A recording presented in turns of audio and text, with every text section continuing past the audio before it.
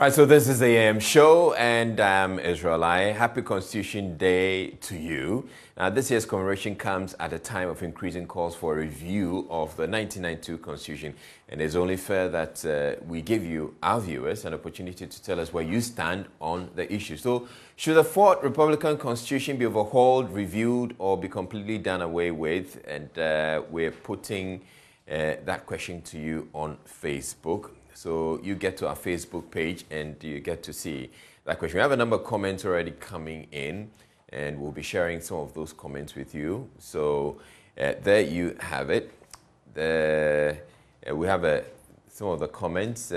Reviewing the Constitution. So that's Yao saying that reviewing the Constitution won't change anything if our leaders want to bend the provisions of the law. They can still do so. We just need a leader to respect our Constitution and not to abuse it. So yes, but the National Commission for Civic Education has put out a statement on Constitution Day, and I'll be sharing that with you. So there you have it on your screen. It says Constitutional Reform, the next step to participatory democracy and sovereignty. So today, 7th of January, dubbed Constitution Day, since its inception in 2019, has been set aside to commemorate the birth of the 1992 Constitution, which ushered in the Fourth Republic. Indeed, having uninterrupted constitutional rule for 29 years is a milestone that we must celebrate as Ghanaians, recalling our checkered political history and the overthrow of three previous Republican constitutions which were truncated by military interventions. The National Commission for Civic Education, NCCE, joins the people of Ghana to celebrate the Fourth Republican 1992 Constitution and encourages the study of our fundamental law as a guide to civic rights and responsibilities. The day, aside acknowledging Ghana's longest-serving constitution, also ensures that the tenets of democracy, liberty, democratic governance, rule of law, accountability, constitutionalism are upheld. The Fourth Republic has fostered peace, democracy, and prosperity. Consequently, on this day, the NCCE reminds Ghanaians of our collective commitment to uphold and defend the 1992 Constitution against interference and interruptions. As Article 3.4 of the 1992 Constitution reminds us, every citizen of Ghana has a duty to defend the Constitution, must stand in defense against any person, group, or issue that threatens the very fabric of our democracy, and must reject oppressors' rule in any form or anything that seeks to disturb the peace and stability we enjoy. The NCC, however, notes that despite these gains, strengthening our democracy by reforming and improving our constitutional infrastructure should once again be made a national priority. This will help tackle constitutional deficits and aspects of the 1992 Constitution that seemingly breed apathy from the public, disengages the public in major aspects of governance at the grassroots and national levels, further deepens marginalization, promotes excessive powers of the executive, and festers the cause of corruption. Our constitutional framework is anchored on the cardinal pillars of freedom, justice, probity, and accountability, liberty, equality of opportunity, and prosperity. The dynamism of these principles must empower Ghanaians, and our constitution must be responsive to the evolving needs of its citizenry. This will promote a sense of belonging and ensure the collective ownership and participation of every citizen from the grassroots to the national level in our democratic journey. The NCC wishes all Ghanaians a happy Constitution Day. Long live Ghana. And so that's the statement coming from the National Commission for Civic Education. Joining us on Zoom right now is Oliver Baka-Vomo, who is with the Fix the Country movement. Good morning to you, and a Happy New Year to you, Oliver.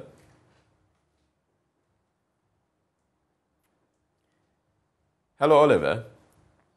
Can you hear me? Yes, I can hear you now. Good morning to you. And good morning. Happy New Year.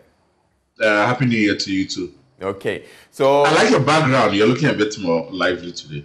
Okay, thank you. Thank you. Okay, so my producers worked that out. So, yes, I'm just reading, I just read the statement from the National Commission for Civic Education, and it very much just goes to support the calls for review of the Constitution, because they're believing that that's how we can ensure that the citizens become a lot more engaged. I want to take your initial thoughts on that statement. Perhaps they have failed to listen to the president when he said he doesn't believe there's any need to touch on the Constitution. But you know, there's somebody who was telling me that when you have been saying something consistently, which is the truth, in fact, that there's a point where people take you for that you're absolutely crazy, and I feel like that's the reaction we got when we started talking about the need for a new Constitution. Eventually, they start admitting it as obviously, as always having been obvious, and that you aren't saying anything new. But I want Ghanaians to be watchful of these statements like this that mean nothing, that are produced on days like this and we read them on television and then we go off. They have been doing this trick since 1993, you know, and they haven't changed their modus operandi. They create a sense of hope that some grand reform is imminent in the next few days, and that we also believe in the idea, and then we wait it out so Ghanaians forget, and then it's been the play and it's part of the practice. If we want real action, we really want... No, but Oliver, yes. Oliver, you're saying that this is something they just sell to us and they just abandon it. But we know that there were, you know, significant work that was done on reviewing the Constitution. So, I was part of that Constitution review process. And I understand that a lot of times, because we are too distracted by shiny processes, we do not interrogate them enough. And I say this because when that process was put in place, it came again under a part of the Constitution as a commission of inquiry powers that was used to set it up. What it meant in essence was that whatever report that was produced was only going to be an advice to the president, an advice he could refuse to take on board or not. So the manner in which it is even set up tells you that there's no real commitment that whatever the product of that process is would lead to anything substantial and tangible. And the history has shown us that that's exactly what happened. So we have to be very mindful and be watchful of statecraft and how these things are orchestrated, because we can go around this dance, and we've been doing it since 1993.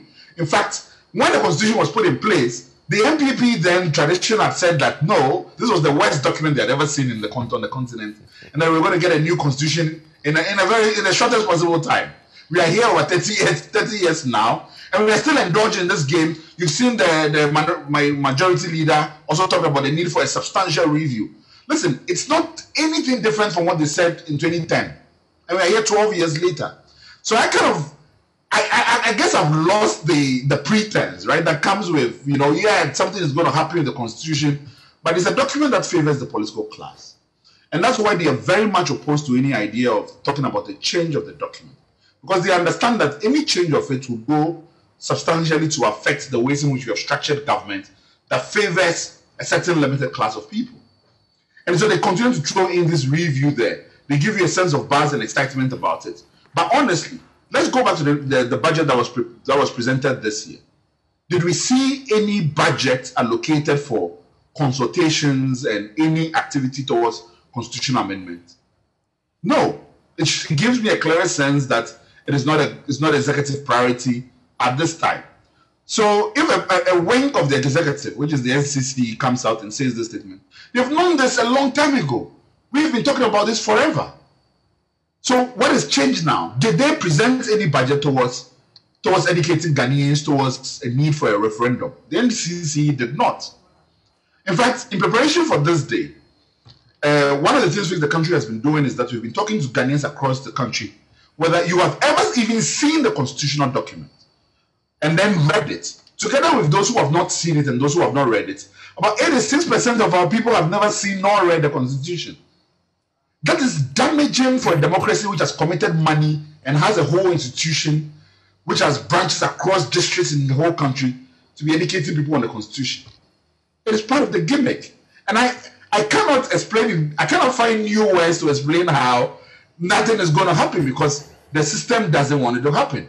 And if we want something to be changed or reviewed, overhauled, whatever form we say we want it. Because I don't want us to be distracted in, oh, you guys say you want a change, but review is what we need. That's why no action is being taken. For those who believe in a review, go ahead then. Initiate the process and do something about the constitution process. They're not going to do anything. And that's kind of what I want Ghanaians to be aware of and not fall into this game, really. Okay, so what do we do to get Ghanaians to want to go along, to want to say, let's do something about the constitution? You know, I've looked at every democracy where there has been substantial constitutional reforms and changes. Political class would not change anything that favors them until it ends up in a crisis, a civil war, a coup, or any of that sort of thing. They don't learn and they never read from history. But also in a finite number of those incidents, citizens have to create a sense of urgency. You know, every institution in this country, from TUC to all of them, were involved in last constitution review process and made substantive programmatic ideas as to what they think needs there to change. In fact, there were, when the constitution review finishes, there were 211 constitutional recommendations made. So every breath and every institution in this country had something to say about what they thought was not working with the constitution. Now, our passiveness is not going to create that sense of urgency. Just because we've written a press release is not going to do it. We have to come together and do sit-down actions in the way in which our predecessors did that provoked changes in the constitutional document. You remember the 1948, well, the British called it riots, but in fact, they were protests that happened in this country. It was what precipitated a new constitutional reforms in Ghana and then eventually led us to independence in 2 years' time.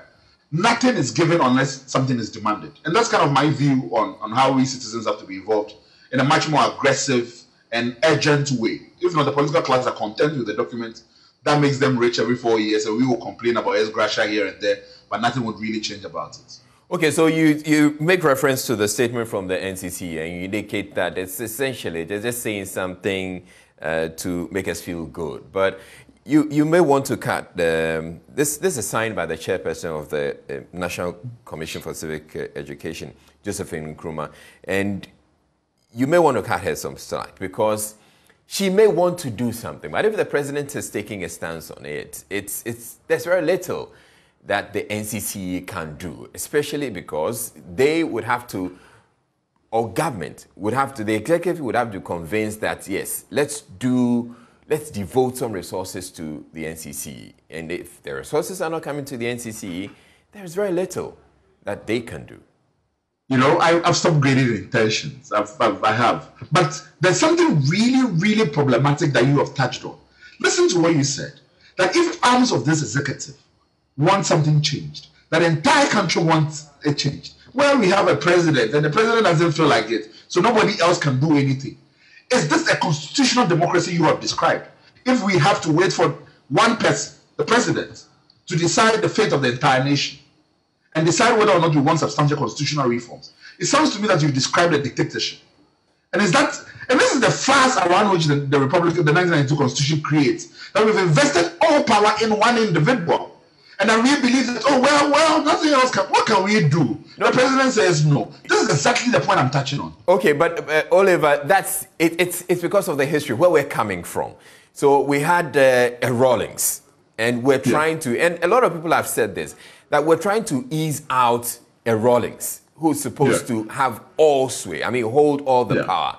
And so when we're doing that, we have to do it in a certain way that we don't provoke him to want to say, I'm not going to do it anymore. Right. I'm not going to go down this road anymore. So we have to give him so much, except that, he's gone, he's no more, but then the so-called Democrats who took over, or the people who believed in democracy, have now taken over, and they've tasted it, and they're like, okay, this is good, we like it. And so yes, it's going to take quite a bit of work to get all that to change. Yeah, especially if you're expecting that those who have now tasted it and say like, oh, I understand the position in which Rawlings was and I want to be in that position, even though I profess from life that I was a Democrat. It's not going to change. That's what I'm saying, that for me, I think the real agency has to come from we, the citizens, you know, and we can, a lot of times we talk about Ghana is not going the way we want it to go, Ghana is this and that. It's really not going to happen. If we expecting the same people who have tasted the forbidden fruit and being like, hey, no, we want more of this. It's not going to, that's kind of how I think our mindset has to shift. And that's the direction in which we are trying to push a lot more citizens into that conversation. And I must say, even as we're having this conversation, that my greatest disappointment has to do with us in the middle class, right? Like persons who are similarly can walk into elite spaces and have conversations and you know, profess a certain sense of intelligence and having read and speaking English, and we can hobnob in these communities. When our biggest role as persons who are of a certain, you know, have certain intellectual acuity, our biggest role is to push the political system to be much more abrasive in this phase, because we understand the business of governance and we understand how things are falling in this country. Having left that work, because what we do is that, well, once we can dig our own borehole, we can provide our own generator, our own electricity, we can kind of segment ourselves from the issues of this country, and then we create our own, cocoon in which we live in. That the business of holding the government to account, we leave to a few individuals in a much more aggressive way. I think we're not going to change in that respect. Yeah. I have had a lot of joy mobilizing with working class people in this country. A lot of them who from day to day are unable to make ends meet. If you look at Face the Country activities, most of the people who are participating in the process are people from the working class. The middle class and those in these elite institutions have not been involved in that process. But I think that's what the biggest failure is, because the conversation must transcend the various strands of our country. Yeah. The persons from the working class people who are suffering the biggest brunt of this democracy must feel a sense of support from us in these spaces, and us who are willing to say that no, enough is enough.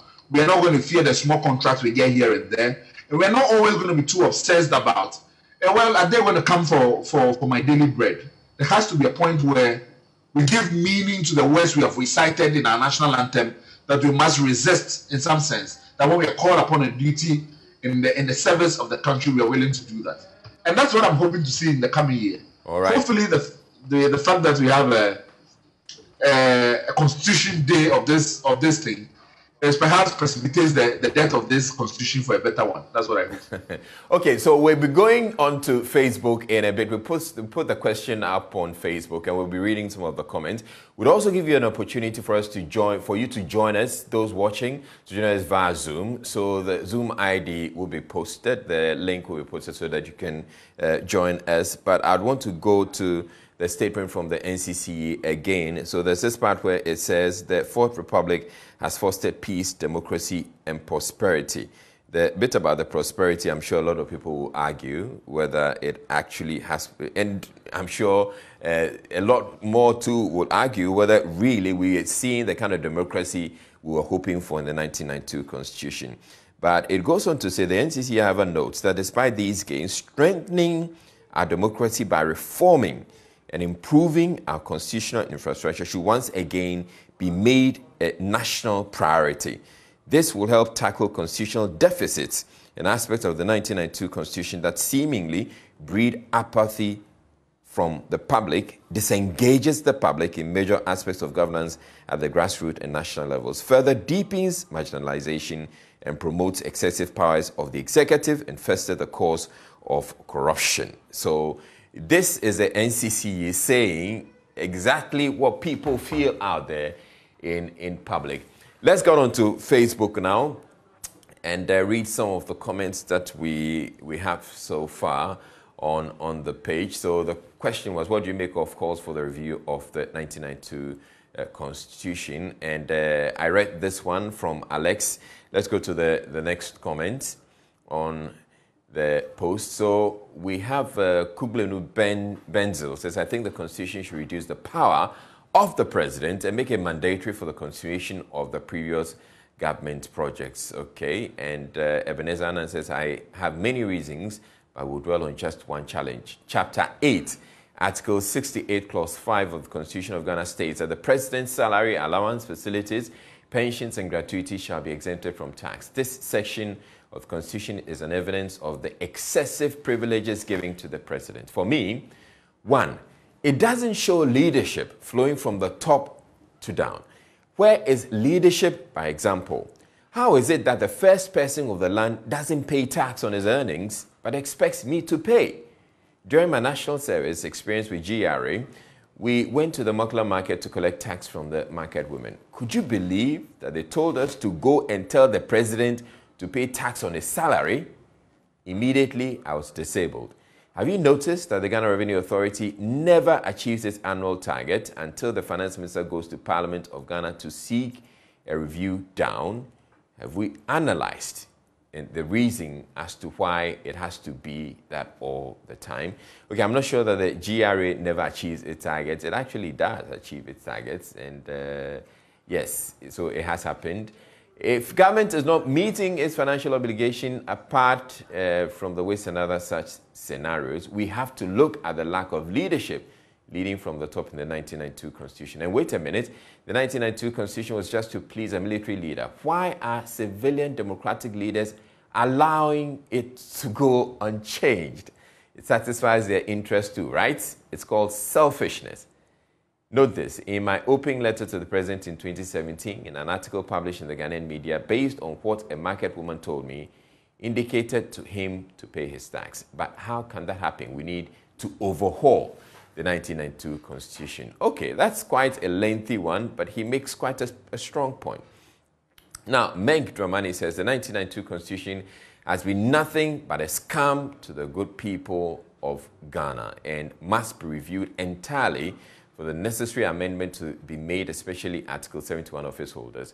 And Liga says, in Uganda, we promulgated our Constitution in 1995, but amended every letter of it without review, as the M7 wishes.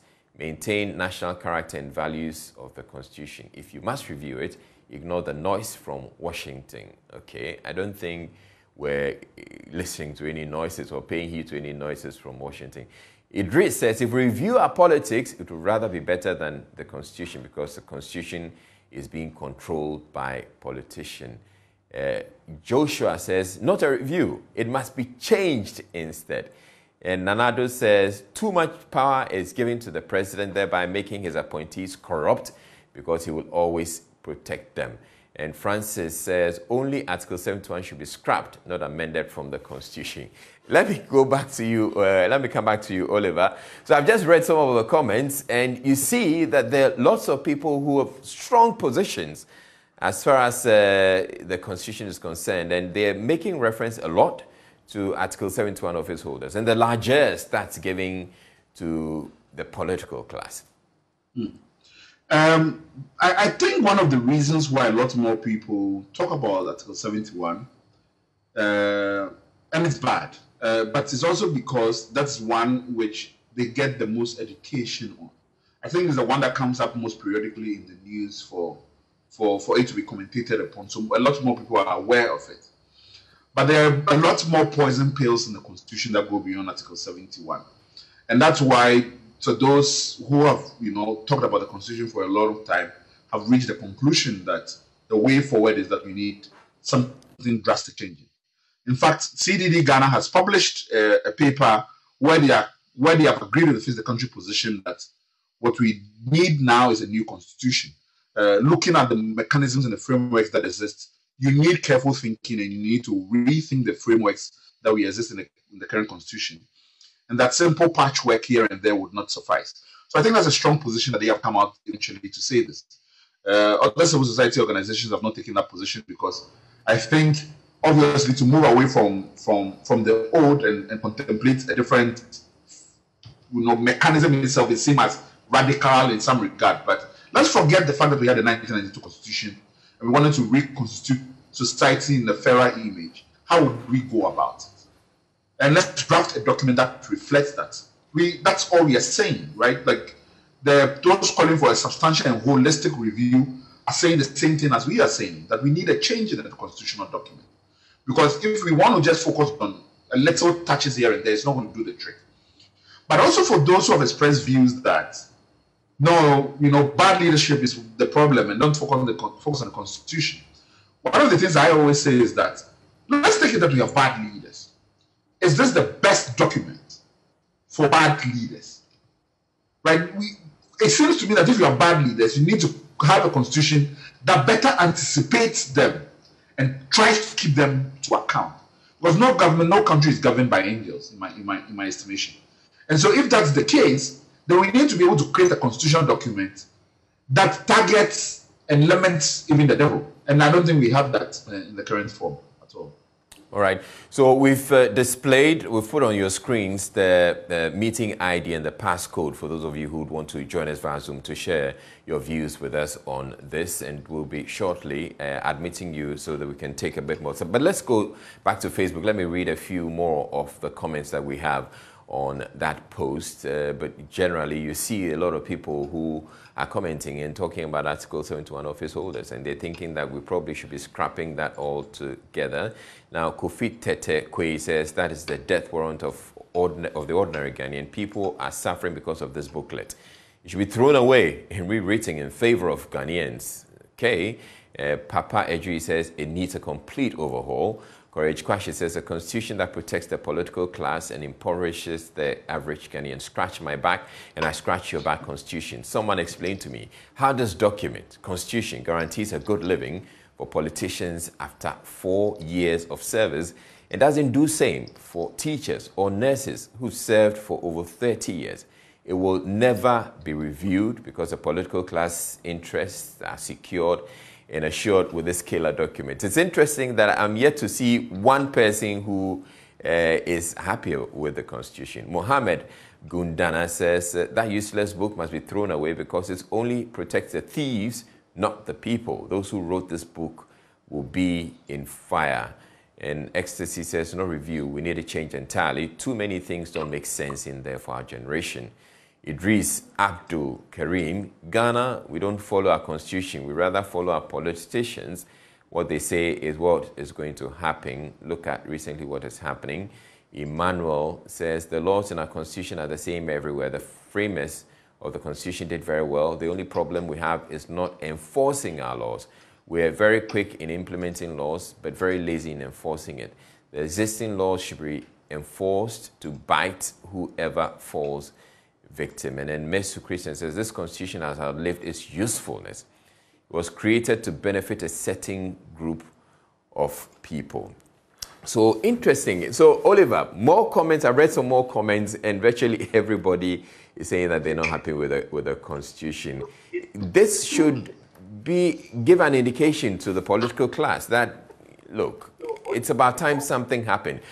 At what point do we get this conversation? We bring this conversation, make it center stage so that the politicians have no choice but to make it a part of the political message before the 2024 election. You know, in the 2020, going into the 2008 elections, we had reached that level. We had talked about it enough that every political party had it in their manifesto that they were going to do something about it. In fact, it came up in the IEA debate. Where the current president at the time made grandiose promises about what he was going to do in terms of putting in place a constitution review commission.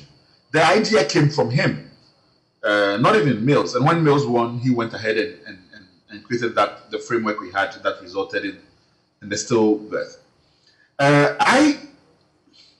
Maybe I have my generation as a millennial and perhaps the Gen Z generation have reached a point where our patience with talk and dance and hoping that these same political class are the ones that put it on their agenda and do something about it. Maybe it's run thing. But I think the processes towards creating the sense of urgency, and I say this particularly because in the first instance, it was like, and the NGOs and some of the national NGOs will hold their own seminar and all those events in a way that is really disconnected from the people on the grounds and in the grassroots. I think that we have to bring everybody on board and create, perhaps this year, a march for democracy where we draw 200,000 people onto the streets. Kumi Prekum brought 100,000 people onto the streets in Accra. Then we bring 200,000 people across the country onto the streets of Accra and demand for new constitution. I think that's the way to change it, in my honest opinion. If it doesn't reoccupy the space for 3 months, trust me, I've seen governments even fall when citizens have just done nothing but stand up and demand for it by congregating. So I really believe in the power of congregation, and I think that is the surest way for us to push the political class to do something that they deeply hate and detest. Yeah, but the congregation, isn't that the problem? Because Ghanaians find it hard to step out onto the streets when such calls are made and congregate and make a statement with their presence. We have a few people who have joined via Zoom right now. Let's take the very first person and hear what they have to say about the 1992 Constitution. So who do we have? Let's see who's on. First of all, we have Michael Aqua. Hello, Michael. So what do you make of calls for the Constitution to be reviewed or overhauled? Where do you stand, Michael? Good morning. Good morning. Please, can you hear me? Yeah, we can hear you. Yeah, my take on this is that my senior man was saying that we have bad leaders and so on and so forth. Is bad leaders. But for me, I think it's bad leaders, because what we see, the only arm of government that should protect that constitution is the judicial. Do they have that integrity? There are so many things have gone on in this country, in our court system, that we see that to be flawed, where the judges are not speaking the truth. So even if you have the constitution and the judges who are supposed to uphold this constitution are doing the right thing, we think we can go for it. So for me, it is not only a subject on the overhaul or the change of the constitution, but we should also have, a strong institution like the judicial to protect our constitution. By so doing, because there have been so many frauds where our leaders have not been held accountable. So I think it is the failure of the judicial. That is why we are having all this, lapses in our constitution. That is my take. All right, thank you very much, Michael. So let's go to the next person that we have joining us via Zoom and hear what they. All right, so we'll take the man in the yellow shirt. I can't see your name. So what's your take?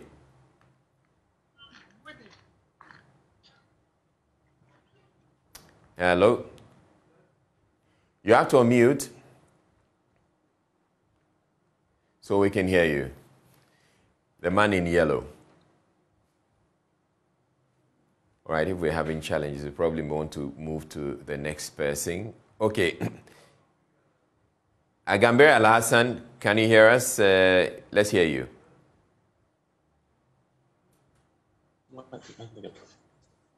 Yes, good morning, Israel. Yes, good morning. And then good morning to my colleagues on the line. Please, can you hear me? We can hear you. Okay. Yes, I think my take on the issue of whether we should overhaul the Constitution or review it. I remember the Atamo's administration, he commissioned a committee to conduct a research on the constitutional review issue, which was headed by Prof. Atubuga. Yeah. And they made very important recommendations that has to do with a lot of issues. But particularly my issue has to do with the issue of the Article 71 office holders. All right. They are among our problems in this country. They take a lot of remunerations, a lot of money out of our coffers to the disadvantage of the masses. So for me, I think if the Constitution is overhauled so that those powers can be reduced. Also, the power of the president is so much that he has every power to appoint everybody, head of institutions, which has become too much of politics that is destroying our country. All right. So I think that if the power of the president is also reduced to a certain level, it will help us. It will bring back the integrity that we need to build in our institution as a country. All right. Thank you too. Let's take one final person, and then I'll come to Oliver for his wrap-up comments. So let's go to Haruna. Haruna, on mute, and then we can hear you.